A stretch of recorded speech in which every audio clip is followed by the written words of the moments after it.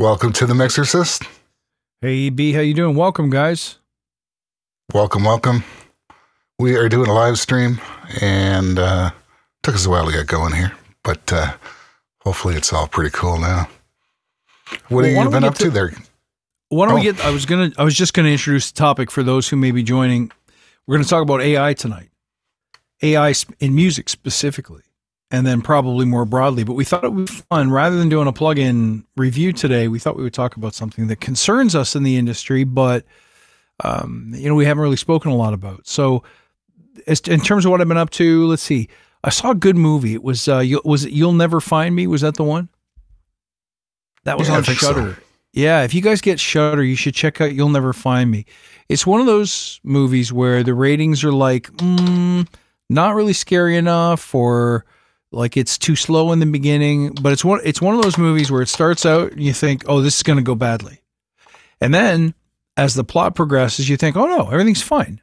This is going to be good. And then you're like, that's stupid. Why would they make a movie, a suspense movie, where everything goes okay, and you realize this has to go badly, and it does go badly, and when it goes badly, it's great. So look at all the awards this thing won. It is a good ride. Probably one of the better things that's been on Shudder in a little while, to be honest with you. And so if you get Shudder, check this out. Yeah. It's like a great play, right? Because it's one set piece. It's inside this guy's trailer. There's no other, there's no other scenes. There's no nothing. So I really enjoyed it. Anyway, what about you, Eric? What have you been up to? What have you been watching lately? I did some classics. I did one, called The Legend of Hell House, if you know what that is. Oh, yeah. I do, yeah. Let's go here and take a look. Sure. It's 1973 or 4 or something. Nice. Now on Blu-ray.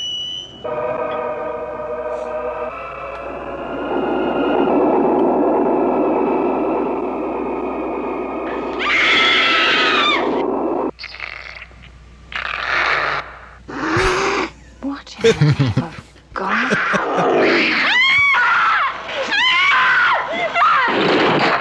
What did he do to make this house so evil? Murder, vampirism, cannibalism, drug addiction, alcoholism, sadism, mutilation. How did it end? If it had ended, we would not be here. That's intense. It's a haunted house story. You know, when you spend the night and you get $1 million or inherit the property, I think in this case, I don't know. Right. But cool. I just love it. It's a classic. I think anybody who watched horror movies throughout the 70s and stuff probably knows this one. I didn't discover it until later.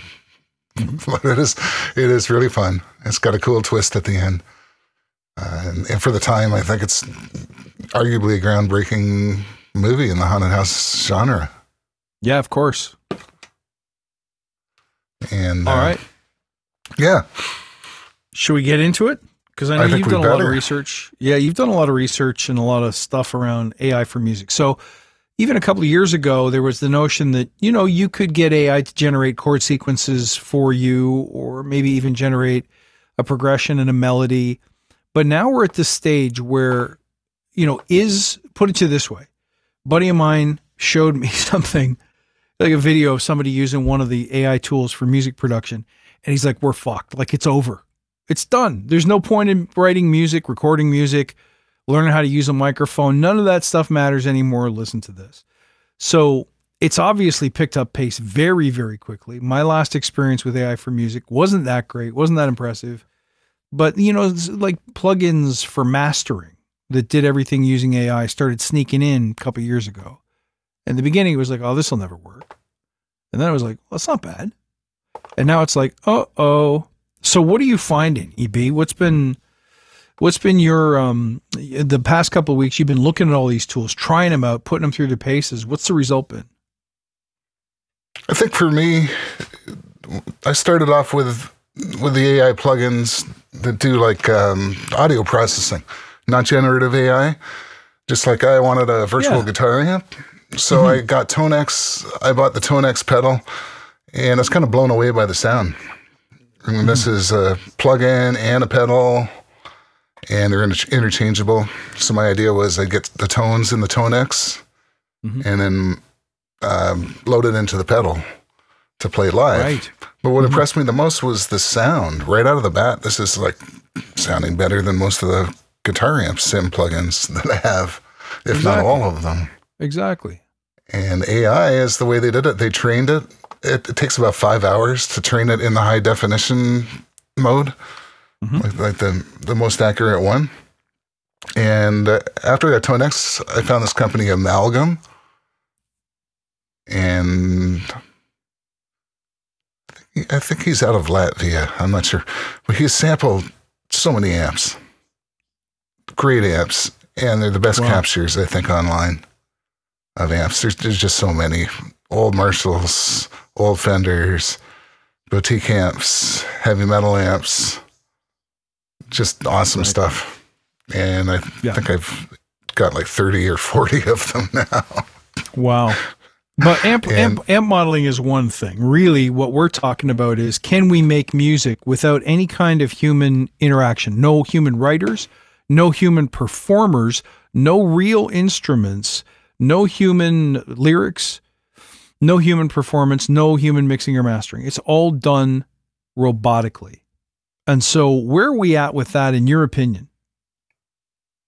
I think it's sounding a lot better than it did last year or even like 6 months ago. Right. And to give you an example here, Suno, I think, is probably the best right now. It's sounding the most like music. So if you go to suno.ai, you can play around with it and make a song about the moon. In the darkest sky, a shining light, a mystical presence ignites the moon. So you didn't have to pick Sunday night. Everything's AI generated. Yeah. The lyrics too. Darkness falls, emotions overflow. Wait away. Anxiety creeps in, it's hard to ignore. That's sick. Let's do this one. I was scrolling through the brand the other day, came across David Goggins and I couldn't look away. His words hit me like a freight train in my brain. But now I'm running like a madman, I can't be tamed. Who's gonna carry the boats? Who's gonna my son is super into country, and he likes that Morgan Wallen guy, and that sounds pretty much Really, right? like the same thing. Well, they may have actually sampled his voice without his might have, permission, yeah. which we'll get to. Either side, they're working day and night. Powerhouse is alive, shining so bright. Oh yeah. So if you were to go back and retry or refresh and try one of these again, would you get a different song? in the darkest sky. Good question. Not Let me yet. reload. Let's do that moon one again. Sure. In the darkest sky. Nope. Although, All right, so it's, when I was playing around with it, because what you do is you make a song, click that. Let's go. Metal song. Sing with lyrics. Welcome to the Mixercist. And we'll hit create. Oh, it wants me to log in, which I will do. this is live. By the And- way. If you're wondering why, You can tell this is live. Stoogie. Yeah, Yeah, But- a little bit rough around the edges. We that's haven't all done a good. live stream since Halloween of last year. I No, think. we should practice up on it. This is a valuable tool because the posts on these things just murder. Let's go and listen to exactly what happened at Suno AI when I said, welcome to the Mixercist, make a metal song. And then I said, make a death metal song and a hardcore metal song, which I think is this one right now. Welcome to the Mixercist, prepare to die. You cannot resist, no place to hide. In the chaos we thrive. So someone sampled James Hetfield, clearly. Or somebody. Or like, Hetfield and 18,000 other singers and combine them into the ultimate. Here's the first one. I just looking at the chat. We're just looking at the chat here. We got Paul Crampton saying, amazing work, guys. Thank you very much. Oops, I responded as the wrong person. My bad. So if you see Badass Agile, that's me. But thanks for tuning in. If you're out there, let us know you're out there. Let us know what you think. AI for music, good, bad, indifferent. Chime in your thoughts. Sorry, Eric, go ahead. Oh yeah, no. The first thing I generated on Suno AI was that prompt, but I think I said new wave of British heavy metal song, and we got this, which could be like a Power Rangers soundtrack or something. Welcome to the Mixercist, prepare to die. Welcome to the Mixercist, release the fury. The power rush, the adrenaline. Pretty sweet. Raise your fists, scream it out, never resist. Welcome to the Mixercist. Did he say raise your fist, scream a lot? Sorry? Was that the lyric? Raise your fist, scream a lot? Raise your fist, scream a lot. And the AI came up with everything, including prepare to die. Yeah. Prepare which to is die. like, okay, that we're keeping. But that we're keeping, yeah, for sure. But that was easy. That was easy. Yeah, it knows us. Yeah, it was easy. And here's the death metal one. Welcome to the Mixercist, prepare to die. Welcome to the Mixercist, you cannot resist. Welcome to Interesting. the Mixercist, so we persist. And you did all that for free without paying for a membership? I did. I did it all for free. I used up all my credits. Oh, okay. But I rendered like 10 songs that way. And these are full songs, like 2-3 minutes. No shit. Was that a Sumo? Yeah, Suno.ai. Yeah. Suno, sorry. Nice. Which I think they're, for generative songwriting, I think that's top of the heap right now. And they just came out, this is version 3 of their model. That's crazy. So let's go back to Jurassic Park for a moment. In that movie, there's a classic moment where the Jeff Goldblum character says, your scientists were so busy trying to find out if they could, they didn't stop to ask if they should. And so when you think about all the different stuff that's come out of technology in the past 20 to 30 years, there's been good and bad. Things like the desktop computer being more ubiquitous, good news, right? Being able to do documents without using an electric typewriter, thanks to Microsoft Word. Yeah, there it is. Your scientists are so preoccupied with whether or not they could, they didn't stop to ask, stop to think if they should.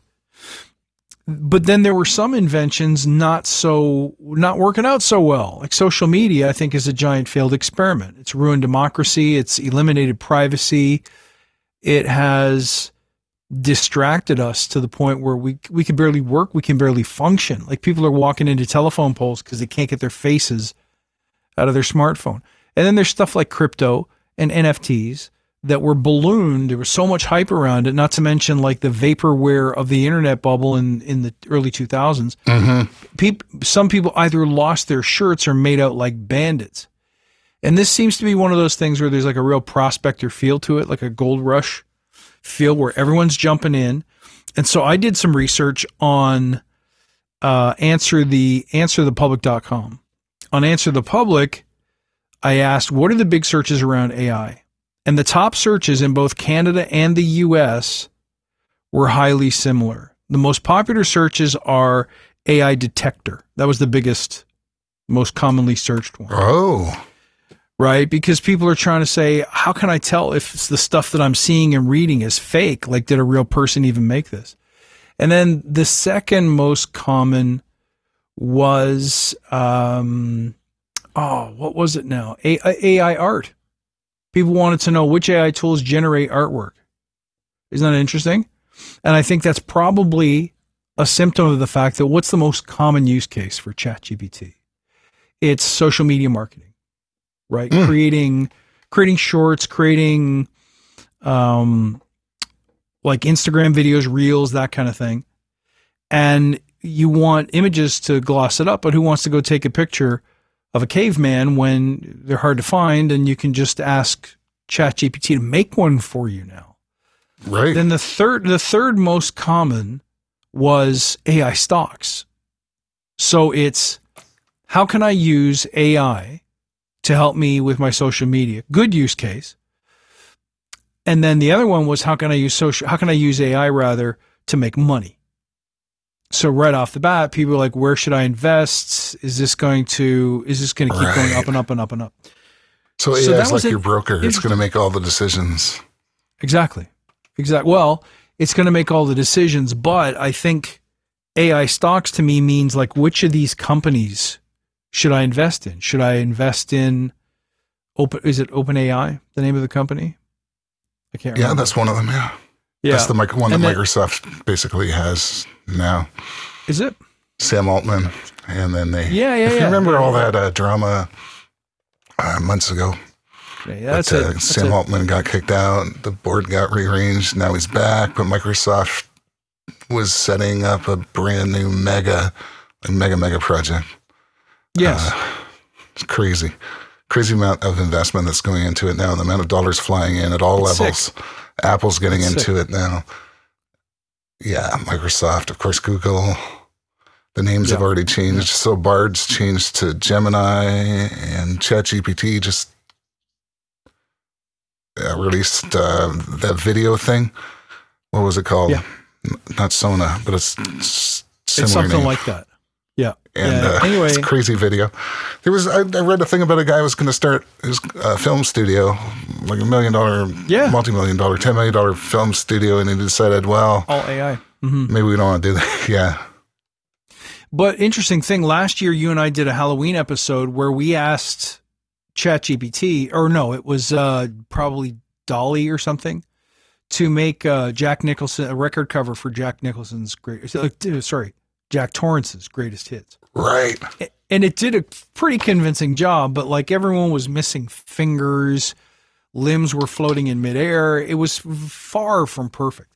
I just did a presentation to a dude a couple weeks ago. He wanted help making a podcast. And I said, well, listen, I'll make your website for you. I'll do all those things. I'll make your podcast if you want. And, but I want to do it. He had the idea of creating a barbershop feel. I thought that's really cool. Let's work with that. And so the front page, I needed a picture of a guy in a barbershop chair. And it created, so this was, mind you, through Adobe, and their AI is phenomenal. They're doing crazy things with AI.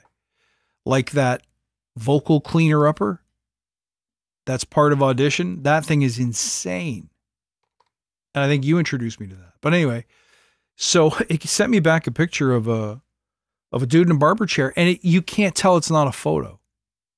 But it says right on it, this is not a photograph. This is AI generated. So it's going in leaps and bounds. Anyway, those are just some thoughts there. I wanted to see if I could find the Jack Nicholson greatest hits. Oh, yeah. Well, it's in the archives. We even created a special episode. There it is. Yeah, something like that. There it is. Jack Torrance's greatest hits. Right. But it's so far from perfect. Like it's at the time. Well, this is a year ago, right? Holy smokes. Yeah. And now it's gotten so much better. So the question is, my question, I think, is it's great that we can do this, but why would you want to? Like that song, it's interesting, it's cool, but who wants to listen to robot-generated music? You think that'll be a big deal? You think anyone's going to care? I don't think people actually like the idea of listening to robot-generated music. I mean, there are some. There's a band that it's totally fake. It's totally AI. I've got it in my bookmarks somewhere. Yeah. I didn't get it all together here. But yeah, total pretty wild. AI-generated music. Heavy metal does really well with technical kind of progressive metal. Can turn on a dime with all the time signatures and all that. But that, I mean, That blues track was totally convincing. So was the country track. Like there was nothing wrong with those pieces. Right? The lyrics are pretty crap. I'll grant you that. Very crap. But that's more a function of going off road. Like write me a song about my friend Earl or whatever it was. Those lyrics, it's going to be hard to make comfortable lyrics there.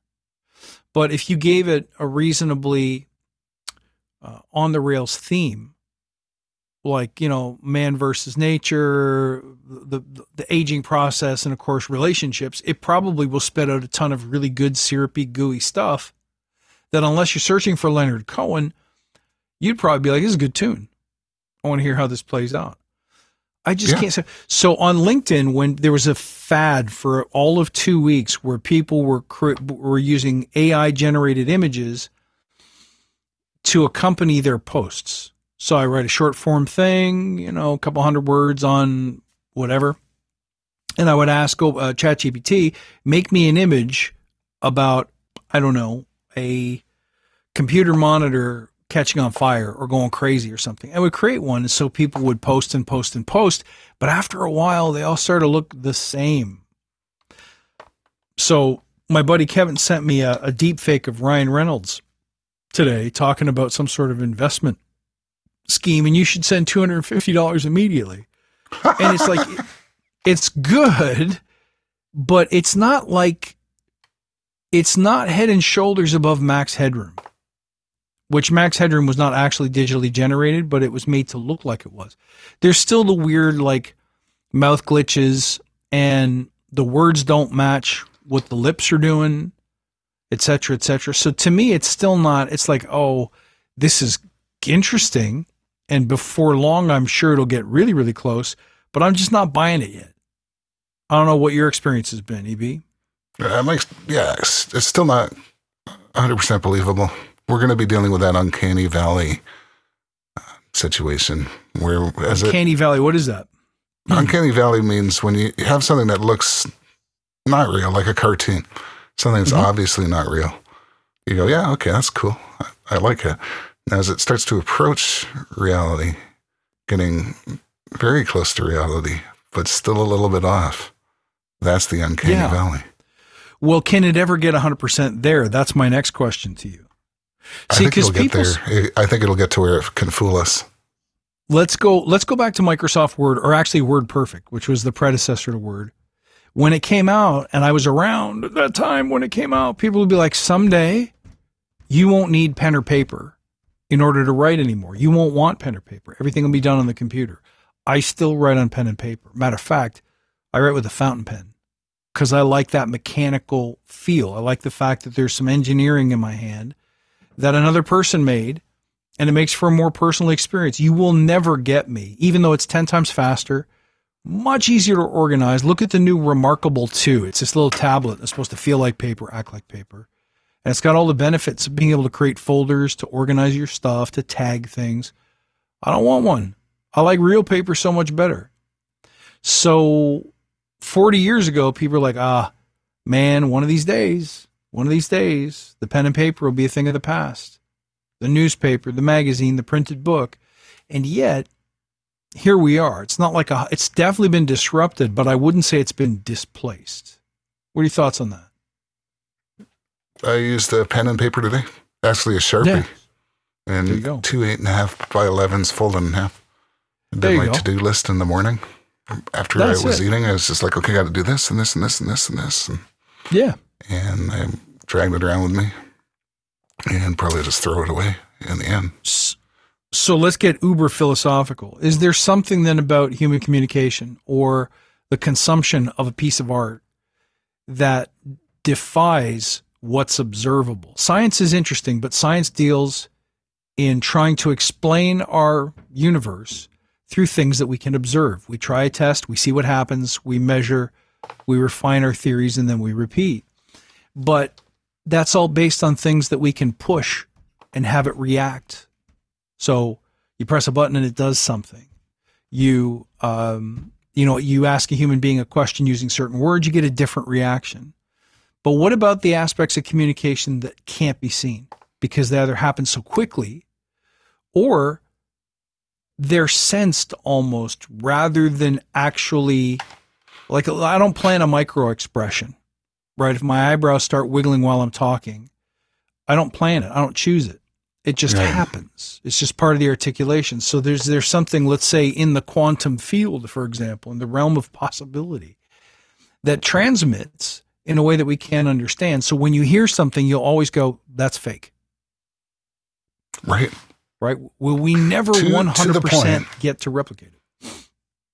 Well, I mean, I think to the point, digital audio sounded really, really fake when it was 8 bits and 10 kilohertz sampling rate. And now we've got, well, whatever.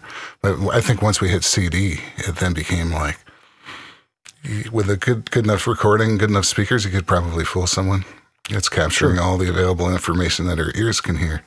Now, when it comes to our eyes, our brains, and other senses, maybe it's not quite there. But I think instead of AI just training and generating, you can also have a live input at the same time, an interface, if you will, even between your brain or a microphone. You know what's worth checking out, and I'm going to mention this here. South by Southwest, which happened a few weeks ago. Yes. Half of the panel seemed to be about AI, the future of the internet. It was very digitally oriented.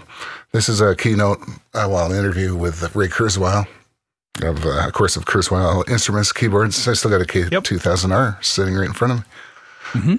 He's, of course, predicted the singularity for 2029, at which point the computer would be, as smart as the human, integrated. And I mean, it's some pretty far out philosophy, but his predictions about the tech, Moore's Law, and so forth, he thinks we might even be a few years ahead of schedule. Could be. And well worth watching. And there's a couple other keynotes. There was a guy from Patreon, Conte, and he was talking about the importance of building a fan base and deep connections with fans rather than say what the YouTube algorithm is, which is get as much attention as possible. And then get kicked off the platform when you say the wrong thing. Yeah, that's right. Well, think about the decisions you make when you pick an equalizer to do a job. When you're molding a track sonically, you know what the tools do, and you know what they do, not just from a technical perspective, like, oh, this has 12 dB of gain per band, but you also know emotionally what impact that equalizer makes. When it, for example, when you use a top shelf, does it create a high shelf that sizzles and is sibilant, or does it create a high shelf that feels like air? Like we start describing, I think, or in my experience, we start describing the impact of the tools that we use in terms of the impact that we feel, primarily by hearing it. And so can we teach an algorithm all of that stuff? Isn't that infinitely variable? Like, oh yeah, the top shelf on this has got sheen and sizzle and air, but if you put it on cymbals, it doesn't work. Like to what level of precision can we feed these algorithms this information so that it can make great decisions on our behalf? Because, hey, to be honest, fussing with an equalizer, for some of us, it's part of the joy. Like nothing like messing around with a tool to see if you can get it to do create the sound that you hear in your head. But as a working producer, wouldn't it be great if you could just sit there and go, Miley Cyrus, and it just makes something sound like a Miley Cyrus record? You know what I mean? You could train the AI to your actual tastes, because I think that's what you're starting to talk about there is taste. Yeah. And that comes from experience. That comes from trying a million different EQs on a million different settings, a million different projects. And saying, this is what I like, or this is what this particular piece of music needs. This is what this track needs. Now, can the AI get there? I don't know. It could certainly analyze what 500 engineers did and find the median. For sure. It's good with that. And you could certainly have your own personal AI. I could envision that in the future to replicate the things that you do. Yes. Yeah. See, right now, if I use ChatGPT to create something like some copy or an article, a blog article, I have to spend so much time teaching it how to think that by the time I've done all the training, I might as well have just written the article myself. And you'd say, yeah, but you only have to do that once. But yeah, I never write the same article twice though. Right? Like the conclusion's always different. The concept of the piece, the theme of the piece will always be a little bit different and a little bit experimental. So do I want a machine that generates stuff kind of in my voice? I don't know if I want that. Like, it's really great for running through. I was doing a project for a team a while ago, and I was trying to show them how to look at some metrics. And I wrote to ChatGPT, hey, can you make me an Excel file that had the following columns and the following rows and fill it with the following data and then make a chart? And it did. Like, it just does everything perfectly. It's insane how good it is. There's a new one that codes. Oh, for sure. Forgot the name. For sure. It's Like Devan. how much longer? DEVAN. It writes code. It debugs code.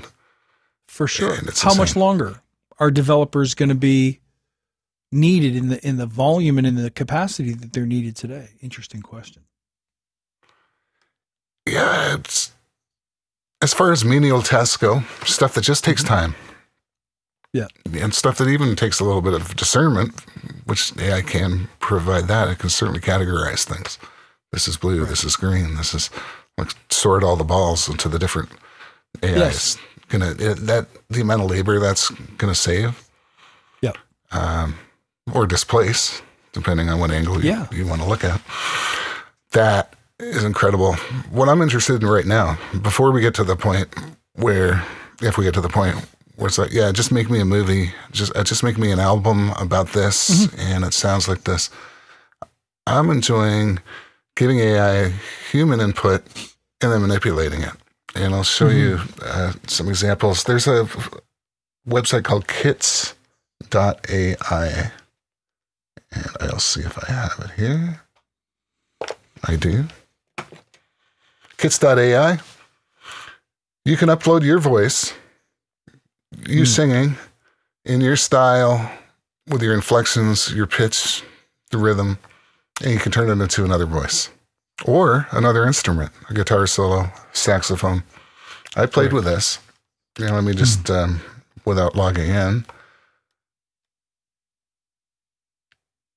let me see if I can find.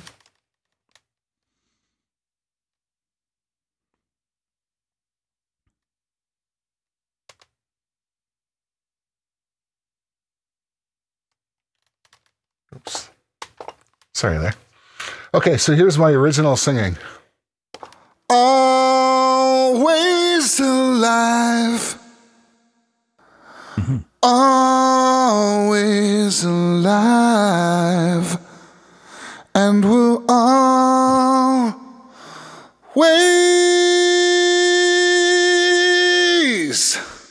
survive. And so on the site, what you do is you load up different models. Male rock, male R&B, female pop, operatic, jazzy. There's 30, 40, 50 of them. I don't know, a lot. Here's one of them. Always alive. Always alive. And who always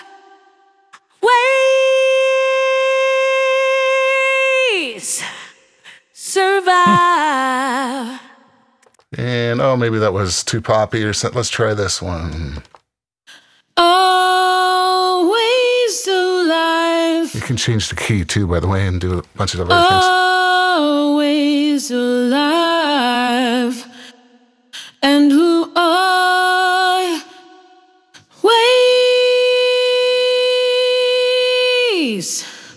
survive. Right? So you can change it to a female voice, a different style, a totally different person. It's crazy. Yeah. Right? Yeah. And that, I think, is what I'm trying to talk about when I'm saying you give AI that human input. Use AI for the manipulation. Yeah. Much the do same way something motion cool. capture has already worked in movies and stuff. For sure. For sure.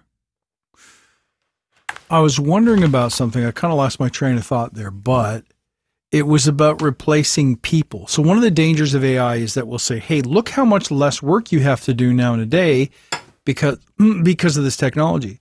My fear is, of course, that the benefit of that will accrue back to the company, not to the worker. Meaning, you no longer have to work 8-hour days because you can do 6 hours of that work in about 5 minutes using AI. That's going to be like, okay, you have 6 hours of bandwidth. Here's a whole bunch more stuff to do. Whether we consider that right or wrong, here's another philosophical question for you. Part of the joy of making a song is what my songwriting coach calls wrestling with finishing. So you start out with a riff or a concept or a line. Now you got to get it to the finish line. It has to be a finished piece with maybe an A section, a B section, maybe a bridge, etc. The lyric has to go somewhere. All of that, unless you're someone like, Bob Dylan was known to be able to rip a song out in 5 or 10 minutes.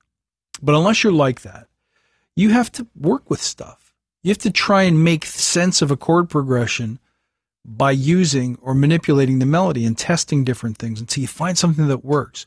So two chords that don't want to go together can suddenly go together if you're willing to play with the melody long enough. But that's a very human effort. Now, muscle doesn't grow unless you tear it. So there's something about the human condition that struggle defines us.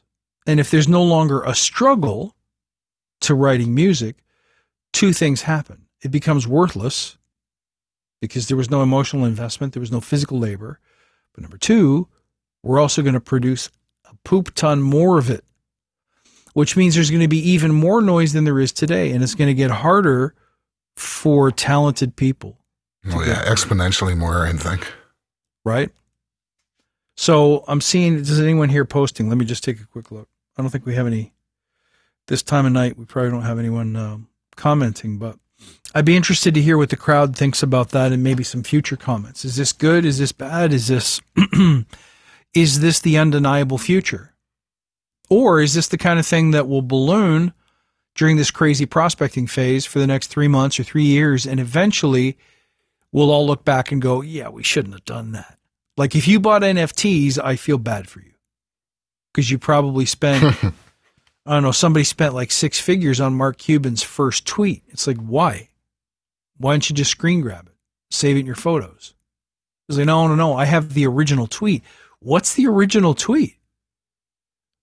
Like, it's not like you have the oil from his fingers or something as he was typing it. What do you mean by original tweet? I have the original copy of the tweet. Like, I still can't make sense of how people thought to invest money in that. Do you think that some of this AI stuff, we're going to look back and go, yeah, we created a bit of a problem here? Like, look at social media. Look at the interference in our democracy that it's created. Look at the tribalism and divisiveness that it's created. Look at the addictions that it's created. If we were to look back and see the moment when Facebook was first created, would we let Mark Zuckerberg go ahead, or would we unplug his computer? Interesting question.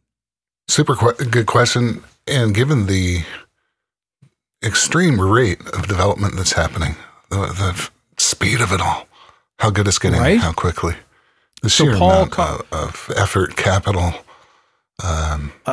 technology. I mean, there's new chips. NVIDIA's got a new chip that's specifically for AI. It's going to be huge. Yeah. It's going to revolutionize the amount of parameters that the models can do. There's a great video that I think is worth watching for anyone watching. Sure. Peter Diamandis podcast. Tech guy. I mean, he'll have guys like Elon Musk and Peter Thiel on his show. This guy just left. He was head of Stability AI. And the reason he's leaving is because he doesn't want it to be strictly in the hands of corporations. He doesn't want it to be in the hands of a Mark Zuckerberg. He wants the individuals to be empowered, countries to be empowered, because there's 2 ways, according to him, that this can go. Where it's going to be available to everybody, or it's going to control everybody. Yeah. And so that is well worth watching that video. I'm going to throw up a comment from Paul, who just wrote, "It's nice to know, or at least believe, that the music I'm listening to is created by someone, physically created, with human imperfections. For my own music creation, self-accomplishment is more rewarding." I think so too. It's like we talked about, muscle doesn't grow unless you tear it. We do this thing because we want to grow by contributing art, by making art. And so when we sit down and we're curious about a plugin or curious about a piece of gear or curious about a recording technique, that's what makes the thing worth pursuing. To just give me a set of keys and say, hey, look, type in your dream desires and the genie in the bottle will grant your wishes. I'm not sure that's what I got in it for. So I'm not sure if that will ever resonate with me. And you might say, well, yeah, but you're old, and you're old school thinker, all that kind of stuff. But today's generation, they're going to love this. Will they? What's to love? What is it?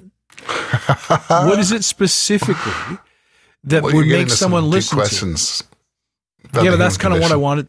That's what I want to do with mission. this episode. There's, I'll look for it. Anybody who knows the 10% Happier podcast, they just released one, and it was about FOPO, fear of other people's opinions. Oh, yeah. The difference between caring about what people think or gearing your entire life around what people think, putting on a performance for people. And it talks about high performance people in positions, and that there's a difference between performance driven and mission driven. Yes. Mission driven can actually result in higher performance as well. It has to. So I do high performance coaching for teams and for executives. And I learned up by studying and going through programs run by ex-Navy SEALs. And I asked the question, why are you guys in an environment where you can't ever fail? It is always high stakes, but you always manage to succeed somehow. How do you think differently and do differently? And the answer to that question, surprisingly, is number one, your mission. Like, you don't jump out of a perfectly good airplane or throw yourself on a grenade knowing that you're going to die so that you can save 4 other people, unless you are driven by a highly emotional, compelling goal, like democracy, like freedom, like the preservation of our way of life. So that's part one, but part two is service. Right? With service, when you identify, you understand who it is that you serve, why you serve them, and why you care, then you can motivate other people even in the worst times. Because the other thing you mentioned, which was compensation, or I can't remember how you put it. Like performance-driven versus mission-driven? Performance-driven. Yeah. If the money goes away, if you have a bad quarter or a bad year, what carries you through? What keeps you from quitting? How do you get through the dark night of the soul if all you have driving you is performance and the performance disappears? So a lot of people in my industry, for example, people who have been in the tech industry for years, have seen the crests and falls of certain kinds of skills being in very high demand, paying lots of money.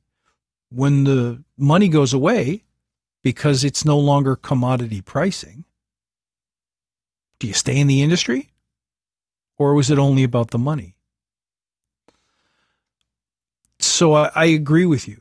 I think that if you're in this business for the right reasons, you do it because you love not just the music, but because you love the discovery, you love the quest.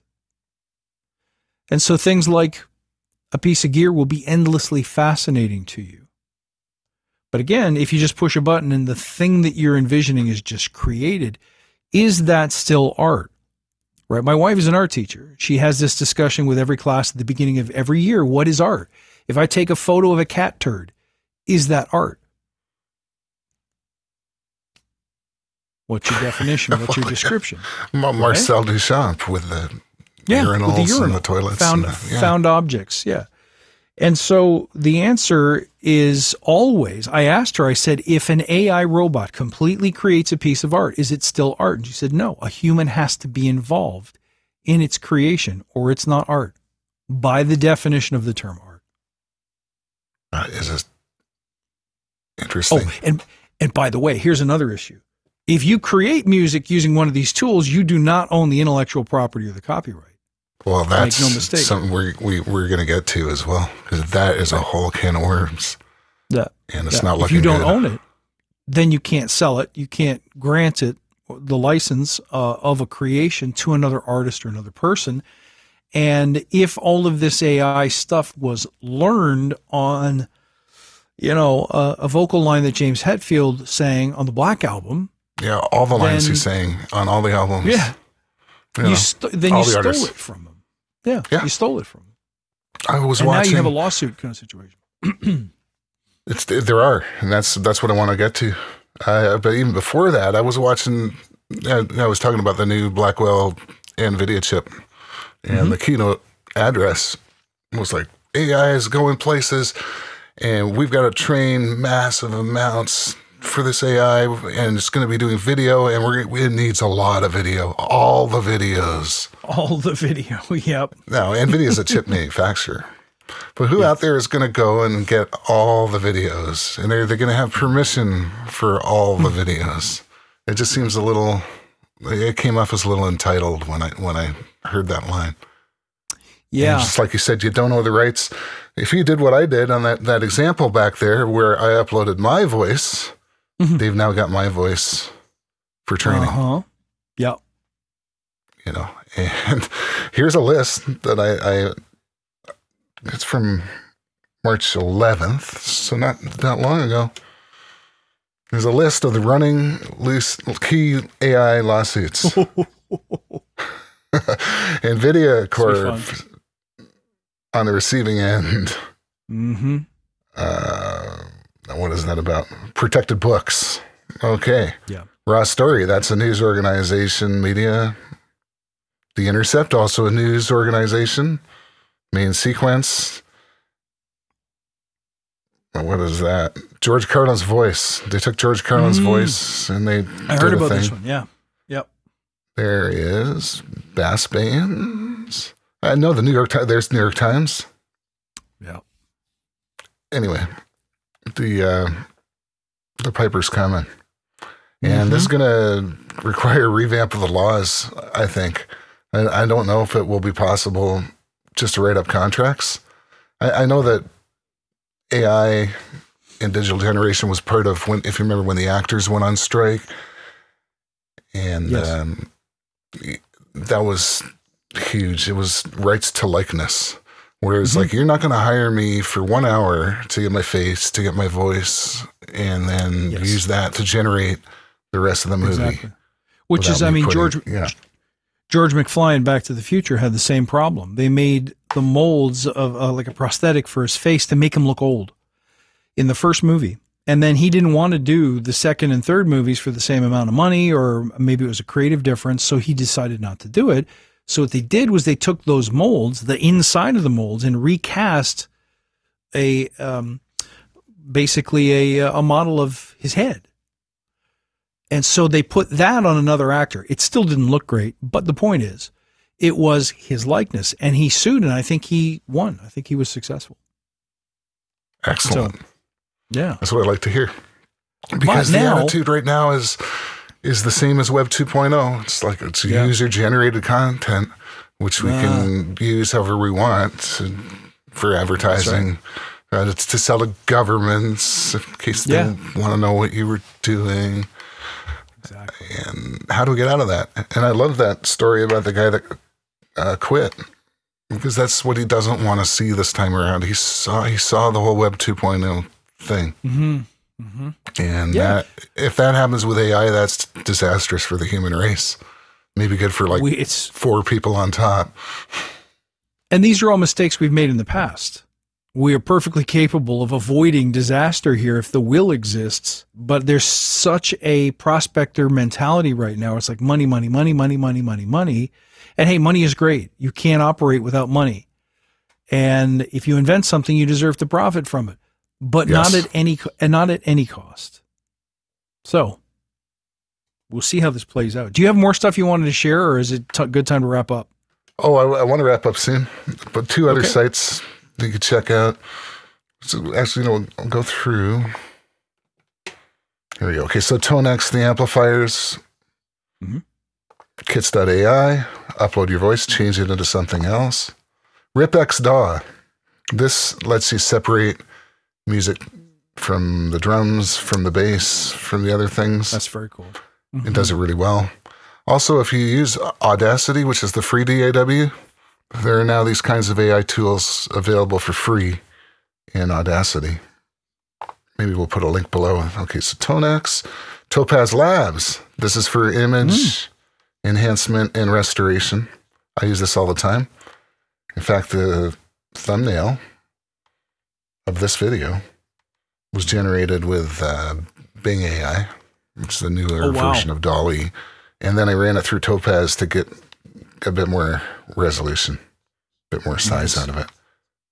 And incredible. Ace Studio.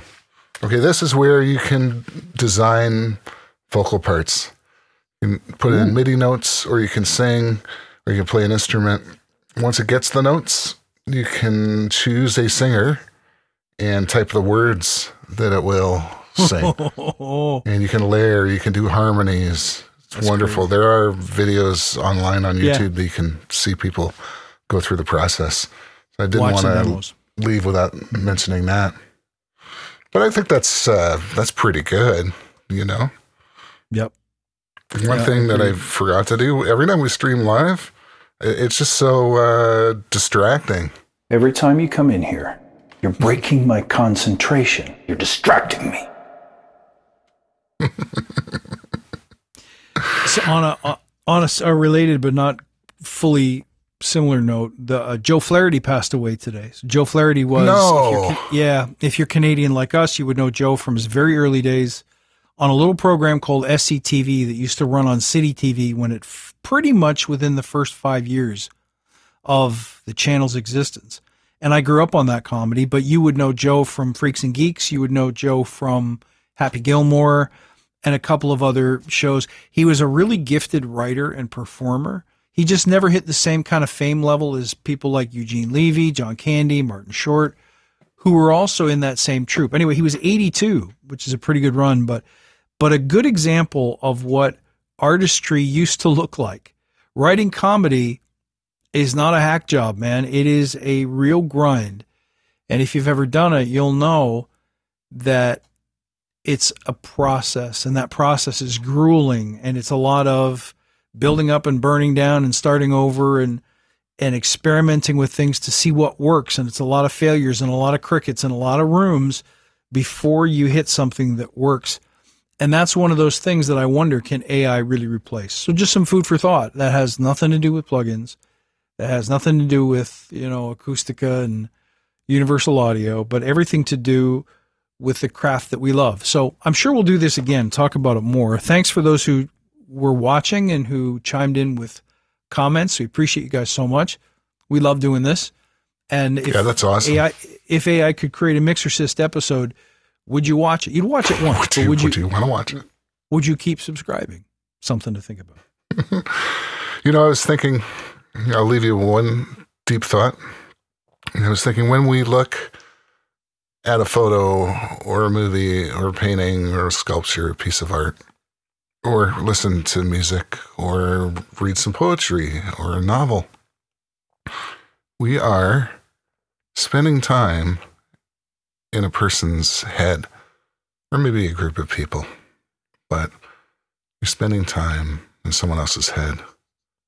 And when we listen to AI-generated art, which head would that be?